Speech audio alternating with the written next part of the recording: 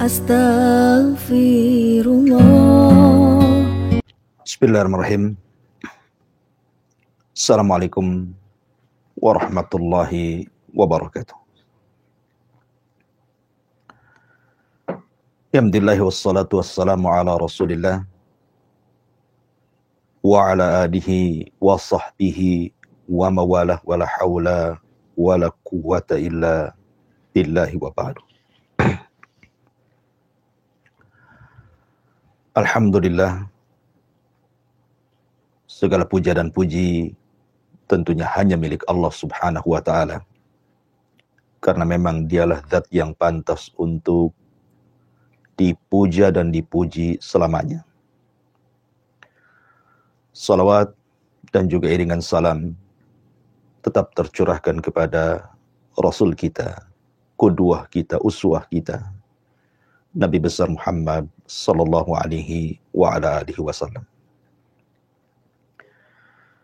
Ma'asyiral muslimin wal muslimat dimanapun Anda berada. Di pagi hari ini kita akan membahas satu tajuk pembahasan yang berkenaan dengan kehidupan kita sehari-hari. 4 perkara yang harus kita hindari. Karena 4 perkara ini akan membawa kegelapan, mengeluarkan kita dari terang. Sehingga Nabi SAW sampai berlindung dari 4 perkara ini. Apa saja 4 perkara tersebut? Nanti kita jelaskan. Ma'asyiral muslimin yang dimuliakan Allah subhanahu wa ta'ala. Di dalam sebuah hadis, Nabi SAW mengatakan, ala wa inna fil jasadi mudghah. Idza salahat salahal jasadu kullu. Wa idza fasadat fasadal jasadu kullu, ala wa hiyal qalbu. Ingatlah, sesungguhnya dalam jasad manusia itu terdapat segumpal daging. Apabila gumpalan tersebut menjadi baik, maka seluruh jasad manusia akan baik. Tapi kalau segumpal itu rusak, maka seluruh jasad manusia pasti rusak semuanya. Itulah yang disebut dengan al-qalbu, hati manusia. Al-Imam Ibnul Qayyim rahimahullahu ta'ala ketika memberikan catatan kepada hadis ini, beliau mengatakan, walamma kana al-qalbu li hadhihi al-a'dha kal malikil mutasarrif fil junudil ladhi tasduru kulluha an amri wa yasta'miluha fi ma syaa fa kulluha tahta ubudiyatihi wa qahrihi wa taqtasibu minhu al-istiqamah wa zayd wa tatba'uhu fi ma ya'qiduhu min al-azmi aw yahullu kama qala an-nabiy sallallahu alaihi wasallam, ala wa inna fil jasadi mudghah idza salahat salahal jasadu kullu wa idza fasadat fasadal jasadu kullu, ala wa hiyal qalbu huwa malikuha hiyal munaffidah lima ya'muruha biha al-qabilatu lima ya'tiha min hadiyatihi wa la yastaqimu laha syai'un min a'maliha hatta yasdura an qasdihi wa niyatihi wa huwal mas'ulu anha kulliha. Kata Imam Ibnul Qayyim rahimahullahu ta'ala, tatkala hati ketundukannya bagi badan seperti raja yang berkuasa mengatur pasukannya, semua pergerakannya berasal dari perintahnya dan sang raja menggerakkannya sesuai dengan kehendaknya. Maka semua anggota badan di bawah pengaturannya dan di bawah kekuasaannya. Dari hati inilah dihasilkan kelurusan dan boleh jadi penyimpangan. Karena badan mengikuti tekad kuat hati atau mengikuti sesuatu yang tidak dikehendaki oleh hati. Sehingga Nabi SAW bersabda, ingatlah sesungguhnya dalam jasad terdapat segumpal daging. Apabila segumpal daging itu baik, maka baik semuanya. Apabila rusak, maka rusak semuanya.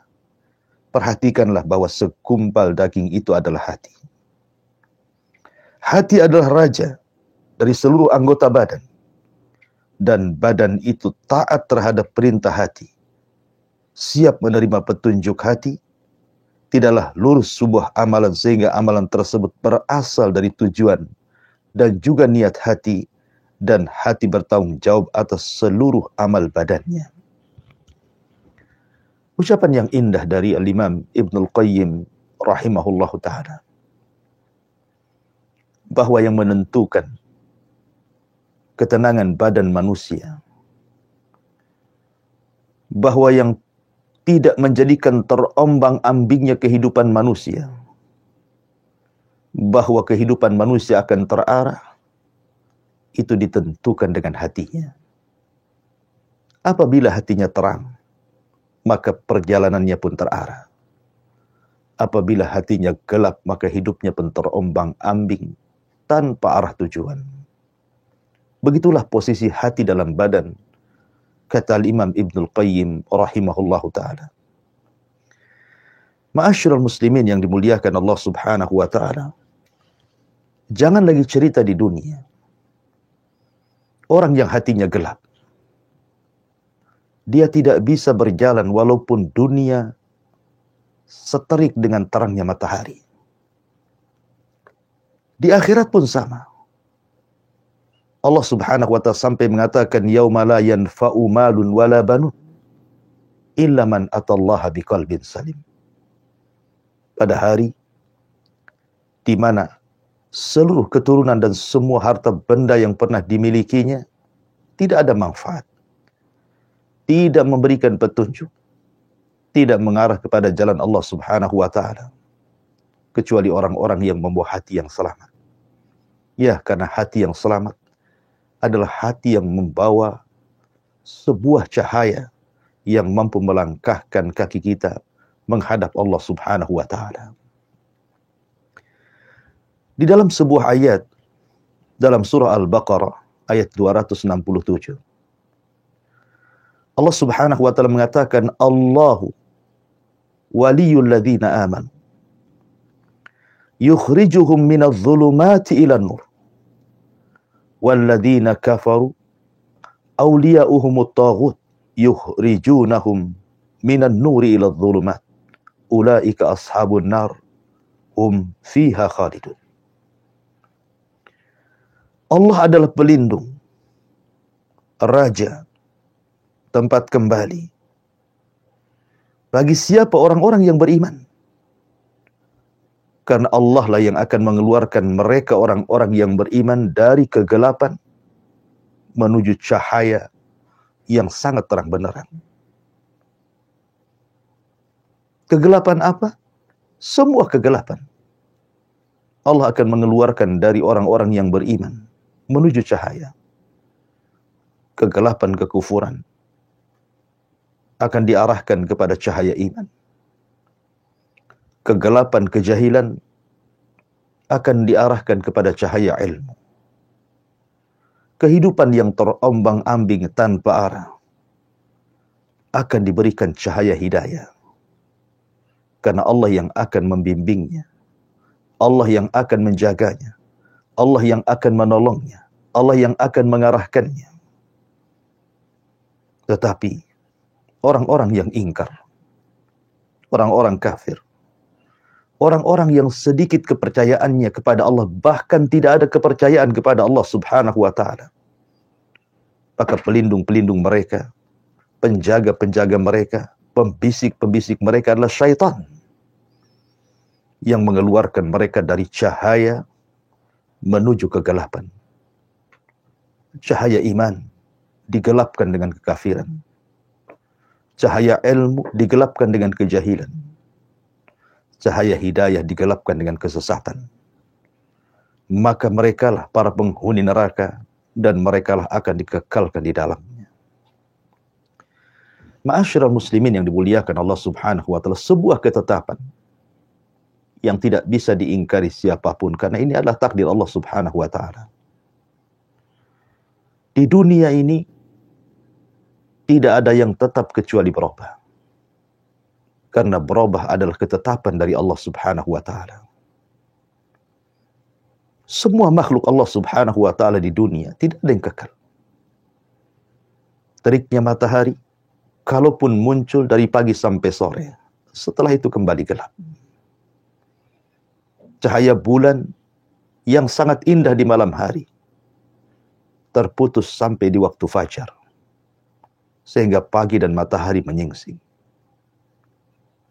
Hujan terasa lama dan lebat, toh juga ada akhirnya. Panas yang terik yang luar biasa membakar badan-badan kita pun ada waktunya.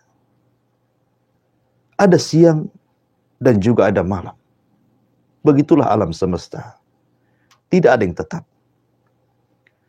Begitu juga dengan kehidupan manusia. Tidak akan ada yang tetap.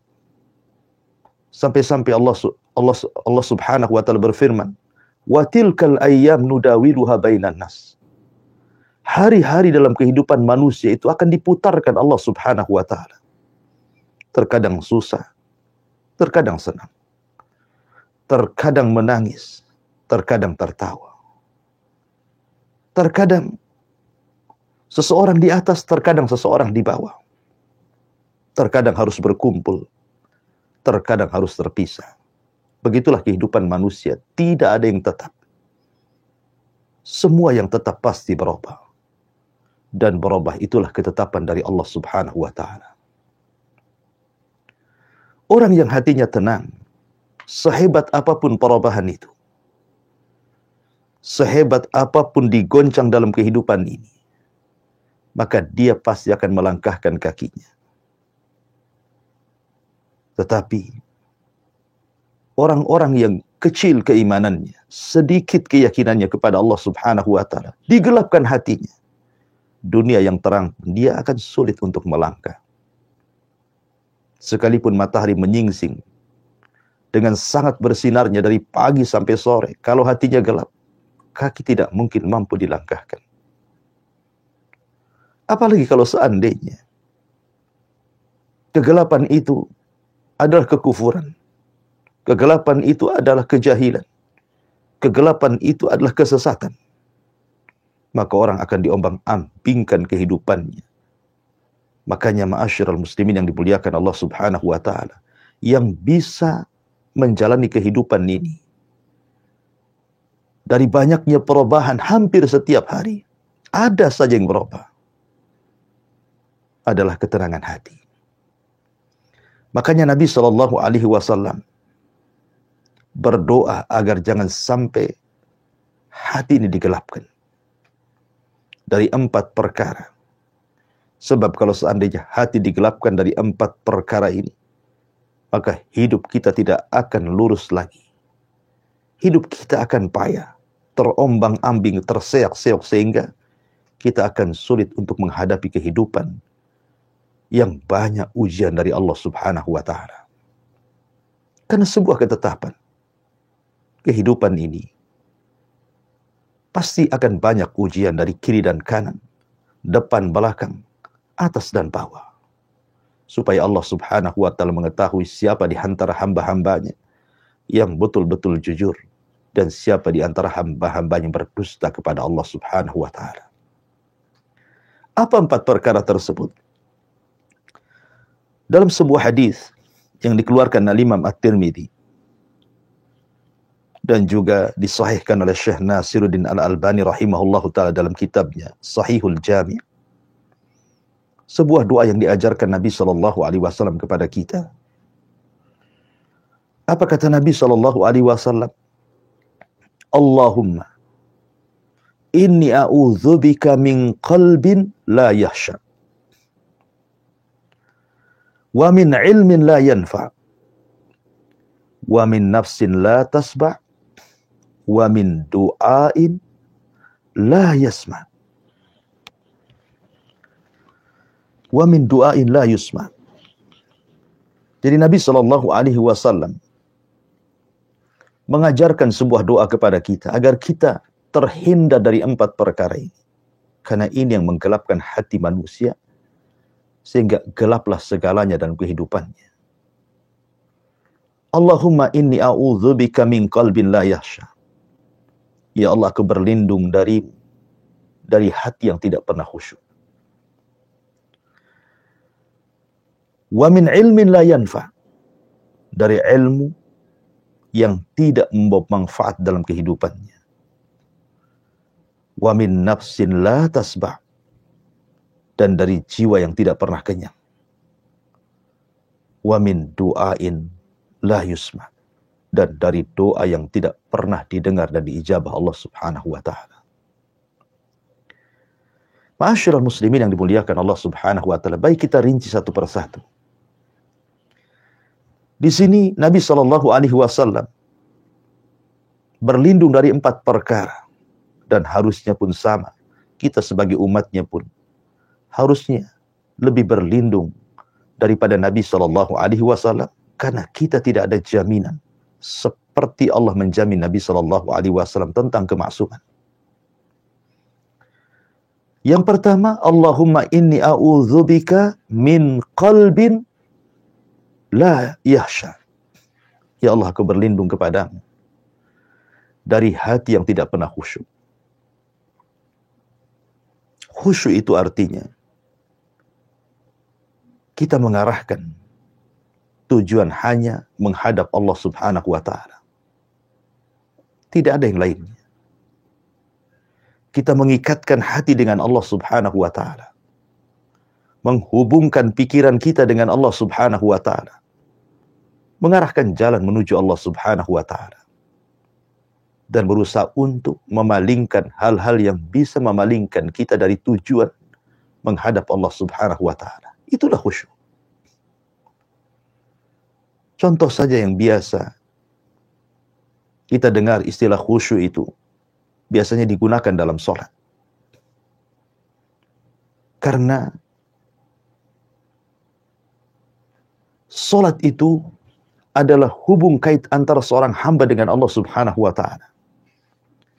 Makanya orang yang khusyuk dalam sholatnya, hatinya akan terpaut dengan Allah. Pikirannya akan terhubung dengan Allah Subhanahu wa ta'ala. Dunia itu kecil bagi dia, karena hanya Allah yang sangat besar. Dunia itu sempit bagi dia, karena Allah lah yang maha luas segalanya. Ketika orang sholat kemudian dia khusyuk, maka segalanya akan diberikan kepada Allah Subhanahu wa ta'ala.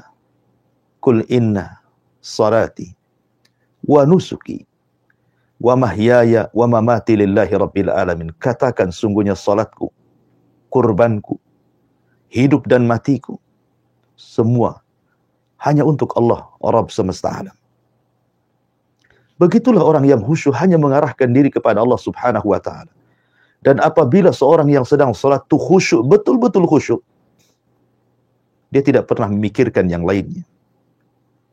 Dia tidak pernah memikirkan hutang yang melilitnya, persoalan luar yang menimpanya, musibah-musibah yang menerpanya. Karena itu makomnya dia harus mengarah kepada Allah Subhanahu wa ta'ala. Maka khusyuk dalam salat ini mampu merubah kehidupannya. Bukan hanya pengaruh kepada salat itu sendiri, tetapi pengaruh khusyuk ini akan sampai kepada kehidupan di luar salat orang yang salat itu sendiri.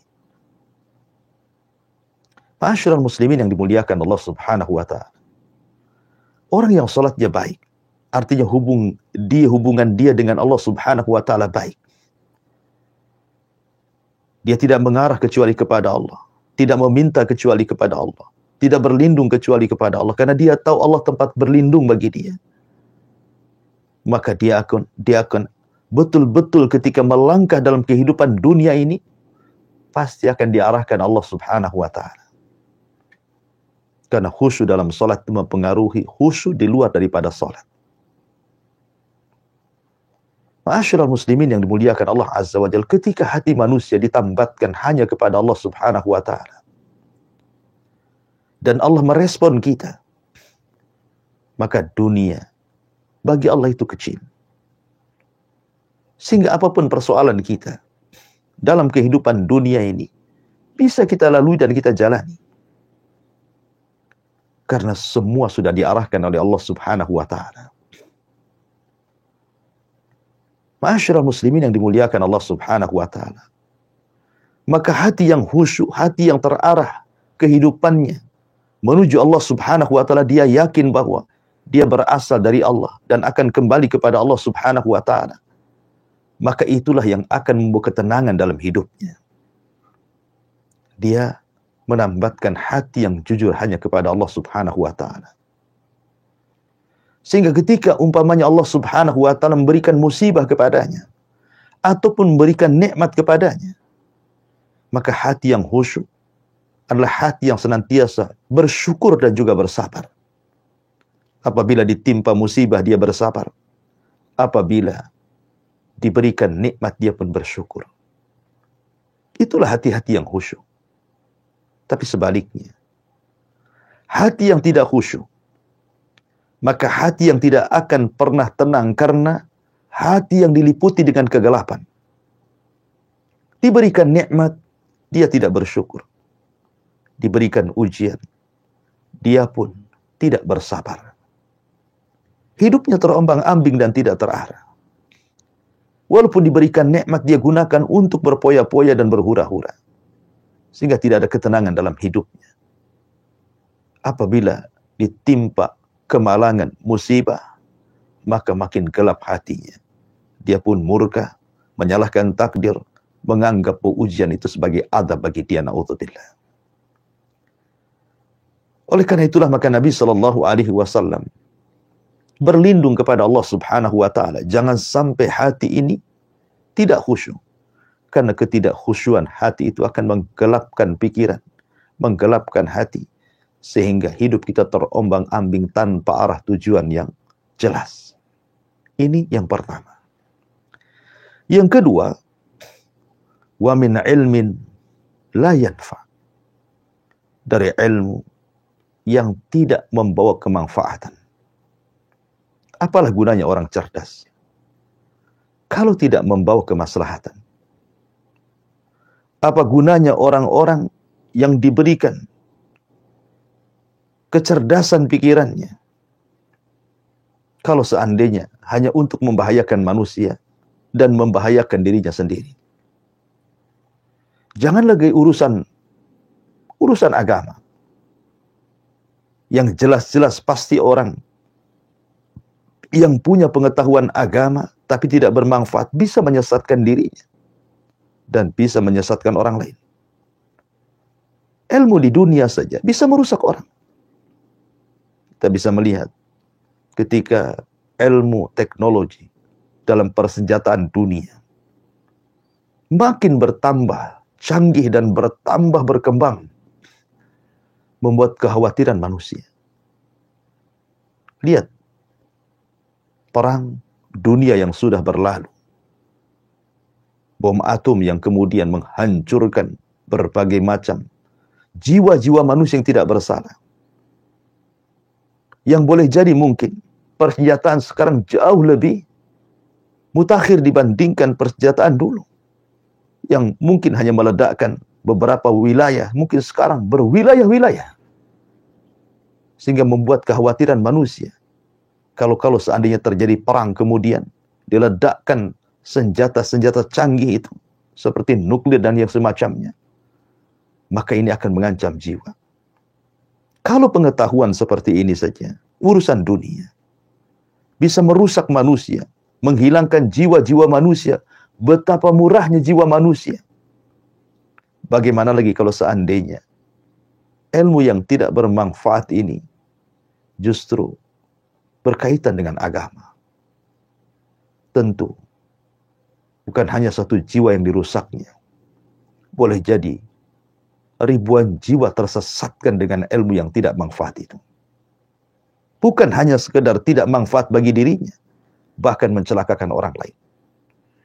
Ma'asyiral muslimin yang dimuliakan Allah Subhanahu wa ta'ala, dan itu banyak kisah-kisah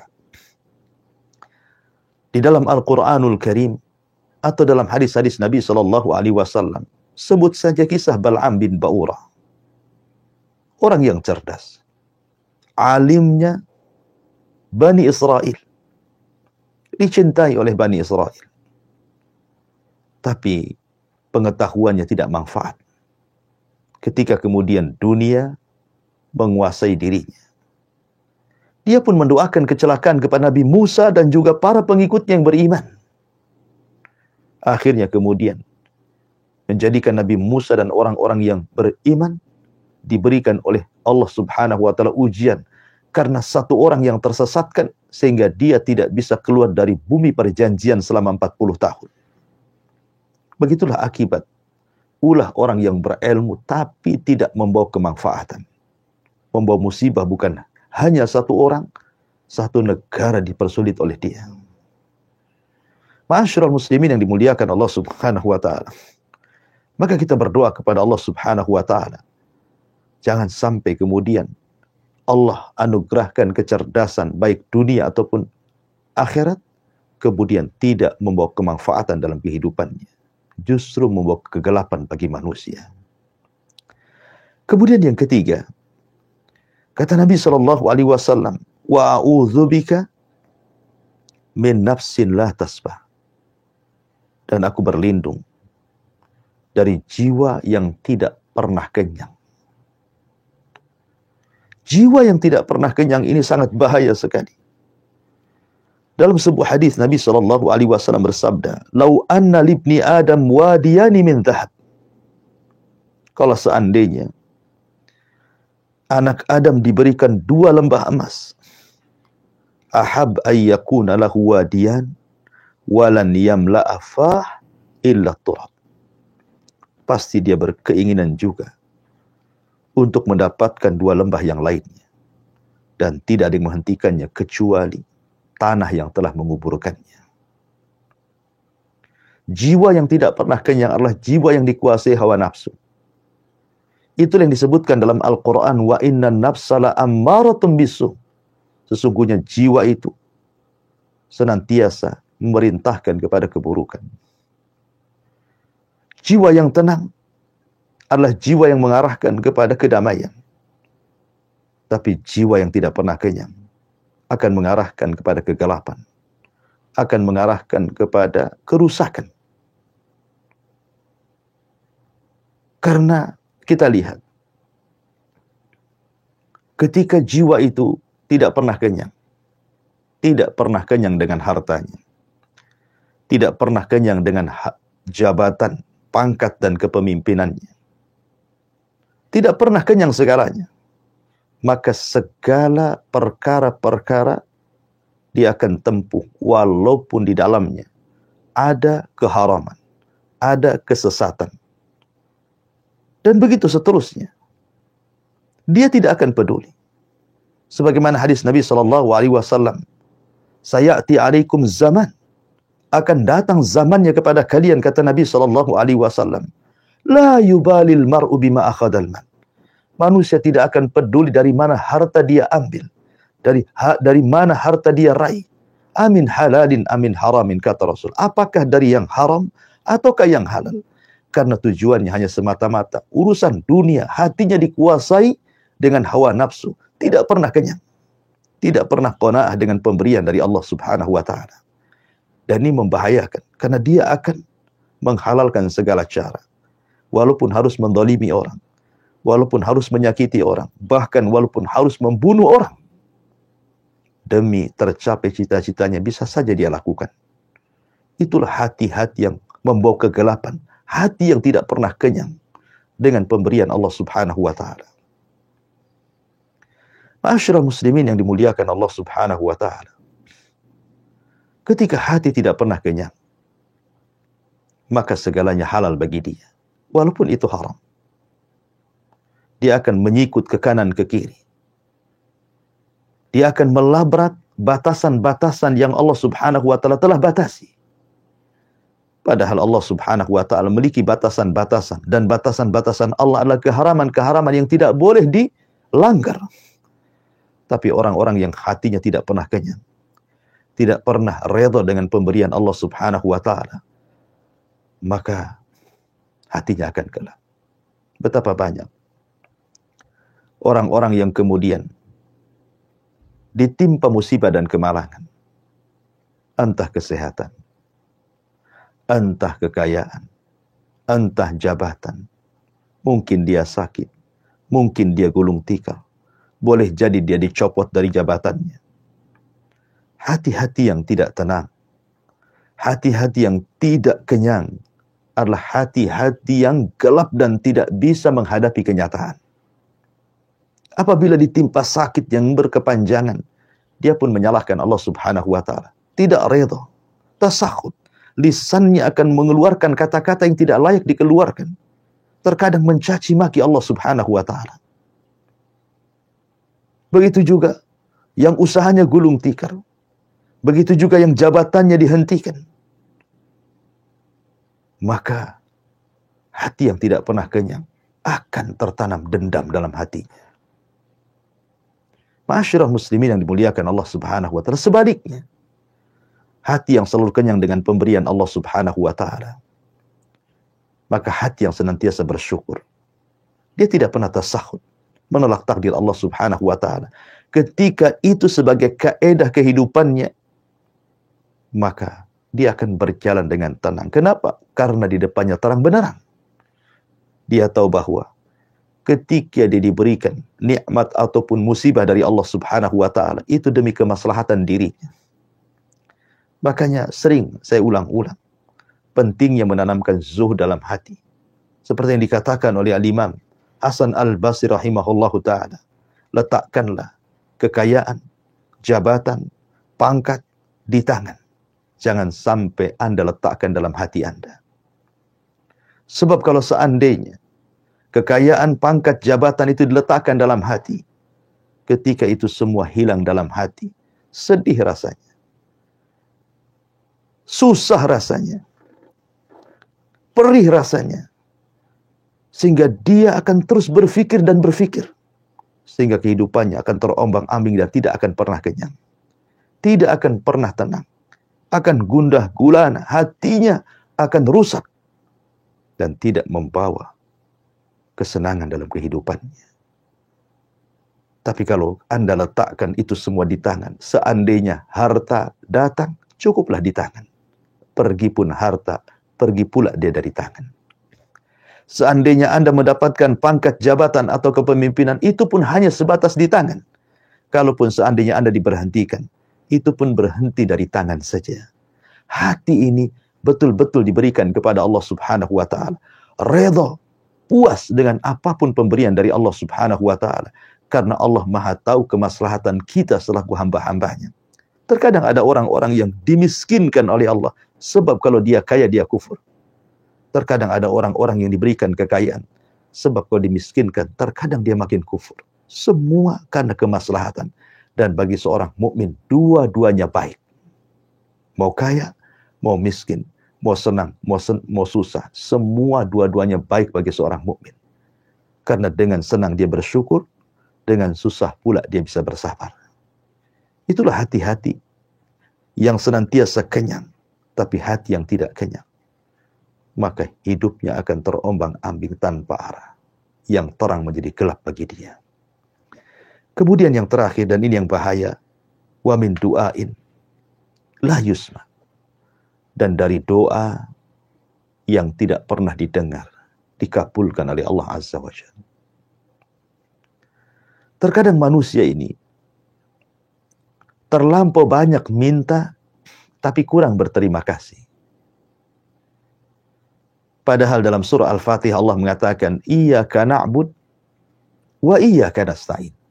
Hanya kepadamu ya Rabb kami menyembah, dan hanya kepadamu ya Rabb kami isti'anah meminta pertolongan.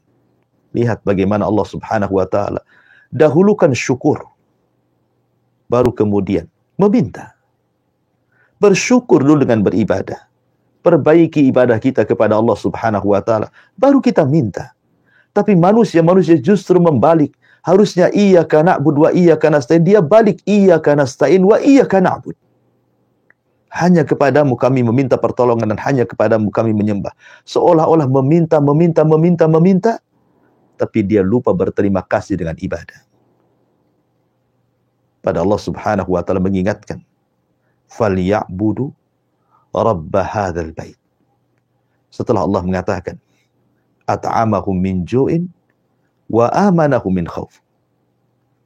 Allah yang memberikan rizki sehingga kita kenyang. Dengan rizki yang Allah anugerahkan kepada kita. Allah pula yang menganugerahkan ketenangan sehingga kita tidak merasakan ketakutan. Allah hanya minta satu saja sebagai syukur kalian. Sembahlah Rabb pemilik bait, maksudnya Ka'bah, Allah Subhanahu wa ta'ala.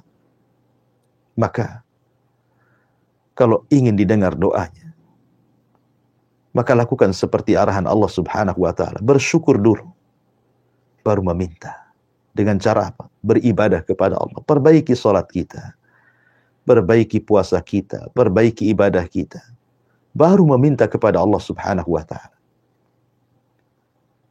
Lalu kenapa ada orang-orang yang kemudian ketika berdoa tidak didengar oleh Allah Subhanahu wa ta'ala? Dalam sebuah hadis, Nabi SAW pernah menggambarkan seseorang yang mengangkat kedua tangannya ke langit dengan pakaian yang compang-camping, rambut pun tidak terawat, penuh dengan debu. Kemudian dia mengeluh, ya Rab, wahai Tuhan, kabulkan keinginanku. Tapi kemudian Nabi SAW mengatakan, mana mungkin orang itu dikabulkan doanya. Sekalipun tangan diangkat tinggi selangit pun, mana mungkin dikabulkan doanya. Kenapa alasannya? Wa mat'amuhu haram, wa malbasuhu haram, wa ghudiya bil haram, fa anna yustajabulah. Ketika makanan yang ia makan adalah makanan yang haram, ketika pakaian yang ia pakai beli dari hasil yang haram, bahkan badan dia dari kecil sampai besar dibesarkan dari benda-benda haram, bagaimana akan dikabulkan doanya? Ma'asyiral muslimin yang dimuliakan Allah Azza wa Jalla. Orang yang tidak pernah dikabulkan doanya akan gelap kehidupannya. Karena dia meminta sesuatu tidak pernah diberikan. Jangankan lagi kita meminta kepada Allah Subhanahu wa ta'ala, zat pemilik kita semuanya, pemilik alam semesta. Terkadang seseorang, sesama manusia saja, ketika kemudian meminta dan tidak diberi, rasanya hati ini kecil hati. Rasanya hati ini terasa sempit. Melangkah pun sudah lunglai. Karena keinginannya tidak dipenuhi. Apalagi Allah Subhanahu wa ta'ala. Bagaimana kalau seandainya Allah tahan rizki kepada kita? Bagaimana kalau Allah Subhanahu wa ta'ala tahan hidayah kepada kita? Tentu kegelapan yang hanya meliputi kehidupan kita. Makanya kenapa kita berlindung jangan sampai doa-doa kita tidak akan diterima. Karena itu yang menggelapkan kehidupan kita. Sehingga ketika kita meminta hidayah, diberinya kesesatan. Ketika meminta ilmu, diberikannya pula kejahilan. Ketika minta iman, diberikannya pula kekufuran. Gelap hatinya. Tapi orang-orang yang senantiasa didengar doanya, mereka akan melangkahkan kaki dengan arahan yang jelas. Meminta iman, diberikan iman. Meminta ilmu, dianugerahkan ilmu. Meminta rizki, diberikan rizki. Gimana tidak tenang kehidupannya? Oleh karena itulah 4 perkara ini sangat bahaya. Berlindunglah dari Allah Subhanahu wa ta'ala. Jangan sampai kita ini memiliki hati yang tidak pernah khusyuk. Memiliki ilmu yang tidak pernah manfaat. Memiliki jiwa yang tidak pernah kenyang. Dan juga berdoa tapi tidak pernah didengarkan. Wallahu a'lam bishawab, mudah-mudahan ada manfaatnya. Saya kembalikan kepada moderator. Falyatafadhal mashkura. Baik, Ustaz, jazakallahu khairan, barakallahu fikum. Terima kasih banyak Ustaz untuk penyampaian ilmu din al-Islam yang sangat berfaedah sekali bagi kita semua, sahabat pendengar Radio Al FM Batam dan penyimak YouTube Al TV. Alhamdulillah, dan kita simak majelis taklim kita pagi hari ini. Dengan bimbingan oleh guru kita, Ustaz Abu Merah Hafizahullah Ta'ala, kita akan bertanya jawab. Silakan sahabat pendengar HAM dimanapun Anda semua berada untuk ikut serta dengan kami, kaum muslimin dan muslimat. Sahabat pendengar HAM dapat mengirimkan pertanyaan pada nomor 081803106106 maupun pada nomor 08117006. Di pagi hari ini ada Bapak Wawan. Ustaz, ada Bapak Wawan di Batang Kota. Pertanyaan dari Bapak Wawan di Batang Kota, Ustaz, mengenai beramal dalam hal baca Al-Quran. Saya pribadi membaca Al-Quran itu menggunakan bacaan yang dalam bahasa Indonesia itu, karena untuk membaca dalam bahasa Arabnya saya agak sulit ya. Jadi untuk sedikit membantu saya membaca Al-Quran itu menggunakan tulisan bahasa Indonesianya. Bagaimana dengan yang demikian ini, Ustaz? Apakah boleh atau tidak? Lalu apakah ada pahala dalam kegiatan yang saya lakukan ini? Ya, alhamdulillah. Salatu wassalamu ala Rasulullah. Ada pertanyaan.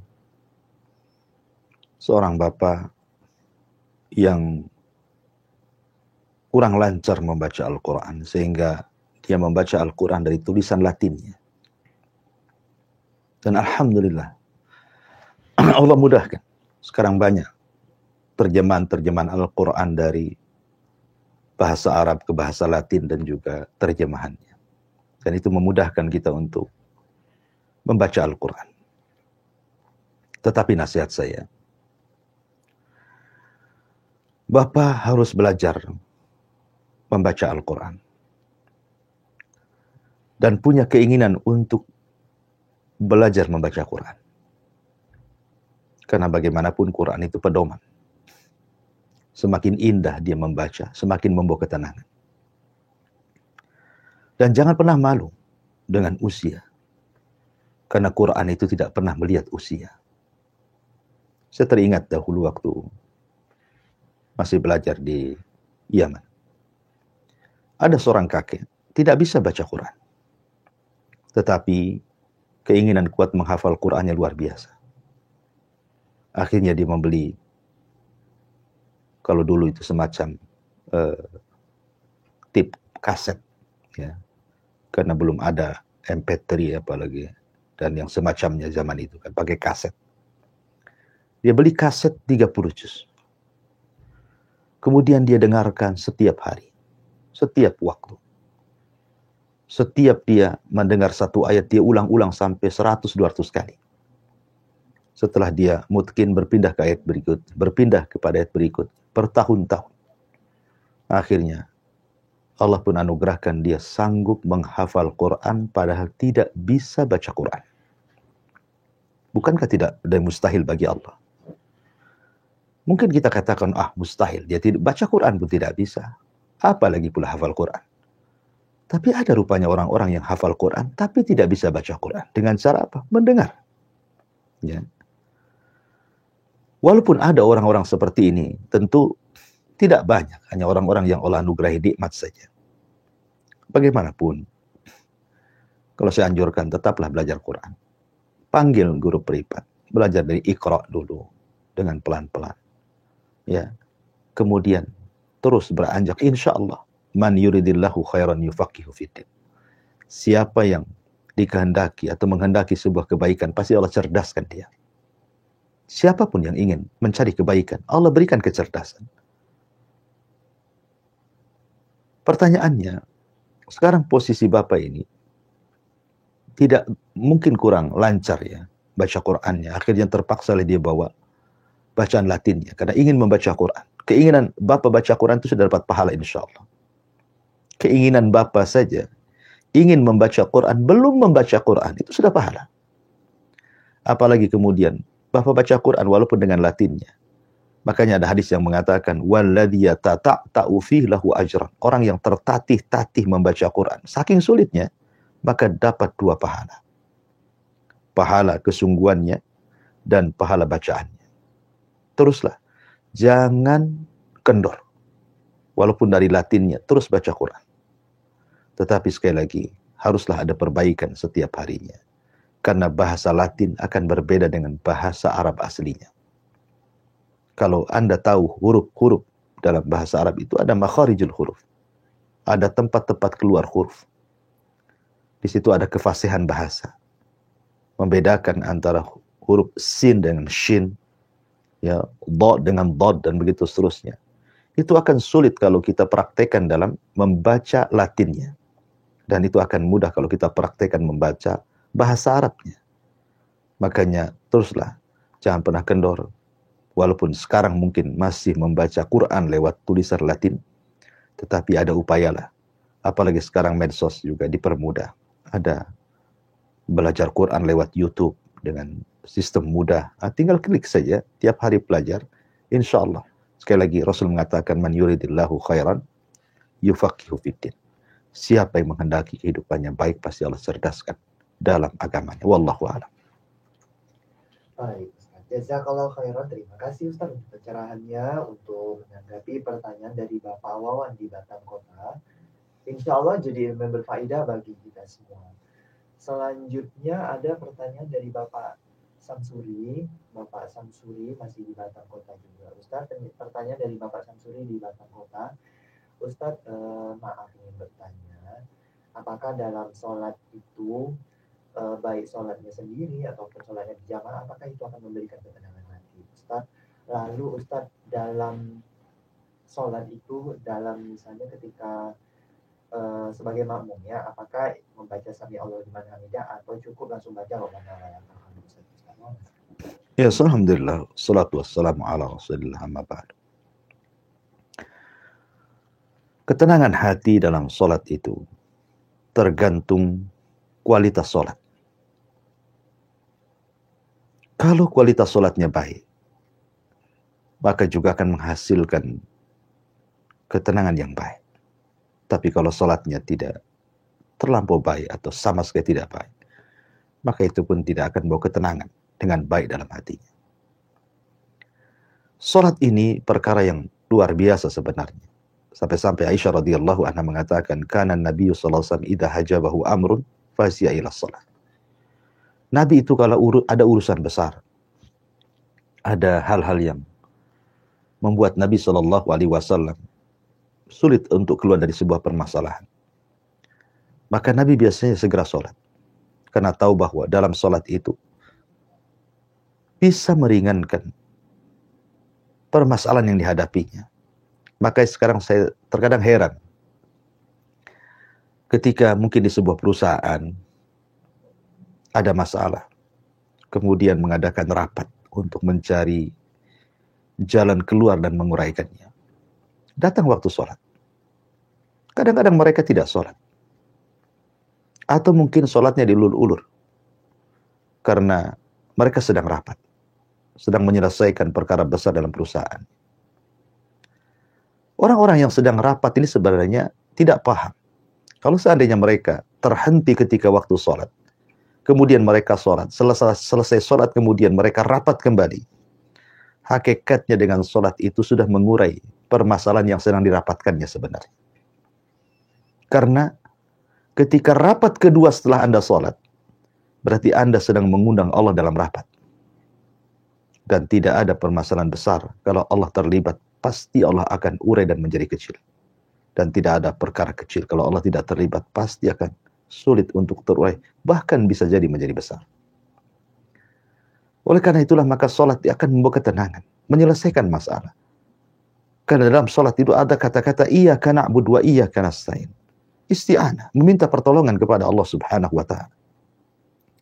Oleh karena itulah maka kualitas ketenangan juga ditentukan dengan kualitas sholat. Ketika Anda sholat sendiri dan berjamaah, tentu akan berbeda kualitasnya. Karena bagaimanapun secara pahala juga akan berbeda. Dan secara hasil pun akan berbeda. Karena manfaatnya juga akan lebih banyak yang berjamaah dibandingkan yang sholat sendiri. Bukan berarti kemudian sholat sendiri tidak sah, tidak. Akan tetapi kalau bicara tentang kualitas ketenangan hati, ya tentu semakin berkualitas sholatnya, semakin tenanglah hatinya. Semakin baik sholatnya, maka semakin baik di luar sholatnya. Karena sholat sendiri adalah inna sholata tanha anil fahsyai wal munkar. Sholat itu mencegah dari perbuatan keji dan kemungkaran. Maka semakin baik kualitas sholatnya, maka semakin baik akhlak di luar sholatnya. Insya Allah seperti itu. Ya. Jadi intinya memperbaiki kualitas sholat dari mulai rukun-rukunnya, syarat-syaratnya, sunnah-sunnahnya, wajib-wajibnya. Insya Allah akan lebih banyak lagi mendatangkan ketenangan bagi kita. Ala, kata Allah Subhanahu wa taala mengatakan, ala bi dzikrillahi tatmainnul qulub. Ingatlah dengan berzikir mengingat Allah, apalagi dalam salat, itu akan lebih memberikan ketenangan dalam jiwa. Adapun tentang pertanyaan yang kedua, ketika Anda posisinya menjadi makmum, bukan menjadi imam, ketika imam membaca Sami Allahu liman hamidah, apakah Anda juga membaca Sami Allahu liman hamidah ataukah cukup membaca Rabbana walakal hamd? Ini masalah khilafiyah para ulama. Masalah khilaf para ulama. Ada yang membolehkan dua-duanya dibaca. Ada yang cukup membaca Rabbana walakal hamd. Terserah Anda mau memilih pendapat yang mana yang sesuai dengan ketenangan hati Anda, mana yang lebih kuat daripada dalil, maka ambillah pendapat itu. Karena bagaimanapun beribadah itu harus dengan keyakinan.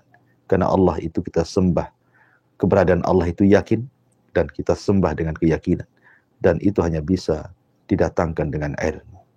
Wallahu a'lam. Baik Ustaz, jazakallah khairan Ustaz untuk nasihatnya, untuk menjawab pertanyaan Bapak Samsuri di Batam Kota tadi. Insya Allah jadi ilmu yang berfaedah bagi kita semua. Ada pertanyaan hadir lagi Ustaz dari Bapak Ibu hamba Allah masih di Batam Kota juga. Pertanyaan dari beliau ini, Ustaz, andai kan kita mendapat nikmat dari Allah di setiap waktunya, apakah di setiap mendapat nikmat dari Allah itu boleh kita melakukan sujud syukur Ustaz?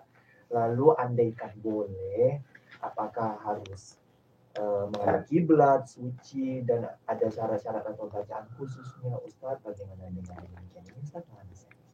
Ya, alhamdulillah. Salatu wassalamu ala rasulillah mabad. Sujud itu ada beberapa sujud yang dianjurkan dalam Islam. Ada namanya sujud dalam sholat. Sujud dalam sholat juga namanya sujud sahwi. Ada sujud tilawah. Dan juga ada sujud syukur. Tentu akan berbeda. Sujud tilawah disebabkan karena dia membaca atau mendengar ayat sajidah dibacakan. Ada sekitar 14 atau 15 ayat dalam Al-Quran tentang sujud tilawah. Sujud sahwi apabila Anda lupa. Maka dalam sholat, baik sholat wajib atau sunnah, maka disyariatkan sujud sahwi. Dan ada sujud yang ma'ruf dalam sholat. Adapun sujud yang ditanyakanlah mendapatkan nikmat atau disebut dengan sujud syukur, itu disebabkan karena mendapatkan nikmat. Dan sujud syukur itu tidak ada syarat-syarat seperti sujud-sujud yang lainnya, harus suci, kemudian harus tertutup auratnya. Seandainya Anda sendirian di rumah seorang wanita, Anda sedang pakai pakaian yang biasa saja, tidak anggaplah membuka aurat, tapi kan tidak ada yang melihat kecuali rumah. Tiba-tiba kemudian ada telepon dari suami bahwa dia mendapatkan nikmat dari Allah Azza wa Jalla, mungkin berupa harta atau yang lainnya. Anda merasa gembira, langsung sujud.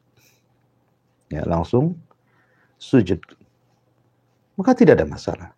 Jadi memang aturan sujud syukur itu tidak sebagaimana sujud yang lainnya. Ya, dan sujud saja. Apakah ada bacaan yang mungkin kembali kepada dalil umum tentang bacaan sujud, subhana rabbiyal a'la. Ya, itu dalil umum tentang bacaan sujud ya. Jadi dan yang penting adalah niatnya, bahwa niat Anda sujud itu karena bersyukur kepada Allah Subhanahu wa taala. Ya sebaiknya Anda menghadap kiblat ya kan. Karena sujud adalah diberikan kepada Allah. Ya menghadap kiblat. Tapi terkadang saking bahagianya seseorang kadang-kadang lupa arah, langsung sujud. Tidak masalah. Ainama tuwallu fathamma wajhullah. Kemanapun kau arahkan, disitulah ada wajah Allah Subhanahu wa taala. Wallahu a'lam. Jazakallahu khairan Ustaz untuk jawabannya untuk pertanyaan dari hamba Allah tadi. Satu pertanyaan terakhir Ustaz yang hadir di pagi hari ini dari Ibu Umi Abdillah di Batam Kota lagi. Ustaz mohon nasihatnya untuk istri yang memiliki suami yang kalau sedang di rumah atau lagi nggak kerja, kerjaannya itu hanya main HP dan tidur. Istri pun jadi jenuh dengan keadaan itu. Kalau dinasehatin, suami malah marah dan ujung-ujungnya malah selisih paham atau bertengkar. Mohon nasihat. Ya, alhamdulillah, salatu wassalamu ala rasulillah amma ba'du. Pertama berdoa kepada Allah Subhanahu wa taala yang memegang hati suami Anda ini, bukan Anda. Anda mau marah-marah, mau berteriak, putus urat leher pun gak akan bisa menyadarkan suami, karena yang memegang hati suami Anda hanyalah Allah Subhanahu wa Ta'ala. Minta kepada Allah agar hati suami Anda diberikan hidayah untuk berubah. Yang kedua, cobalah Anda selama suami, mungkin perkara-perkara yang dilakukan suami itu tidak menjurus kepada hal-hal yang diharamkan. Ya, suami lagi main HP, ambil HP juga. Duduk depan suami. Sama-sama main HP dengan suami di situ. Suami tidur, Anda tidur juga samping suami. Buat apa yang dilakukan suami, kalau itu yang membuat dia suka, ya, jangan terlalu dipikirkan kalau itu tidak memadaratkan keluarga, dan itu bukan perkara haram. Ya, suami lagi main handphone, entah nengok kajian-kajian di YouTube atau apa gitu kan. Anda duduk di sebelah suami, main juga HP di situ. Dia tidur juga di samping dia. Kan dibuat senang saja rumah tangga itu. Ya, terkadang perkara kecil menjadi besar, bahkan menjadi percekcokan yang berakhir dengan perceraian. Ini waswas daripada syaitan. Ya tentu niat Anda ini kan baik, maunya merubah suami. Mungkin di waktu dia sedang libur kerja, maunya kan bersama-sama keluarga, senang-senang dengan keluarga dan begitu seterusnya. Tapi kenyataannya sudah hari kerja dia sibuk dengan kerja, tiba-tiba pulang ke rumah pula dia sibuk dengan HP dan tidurnya. Gitu ya. Ya tadilah berdoa kepada Allah. Kalaupun harus dinasihati, maka nasihati dengan cara baik.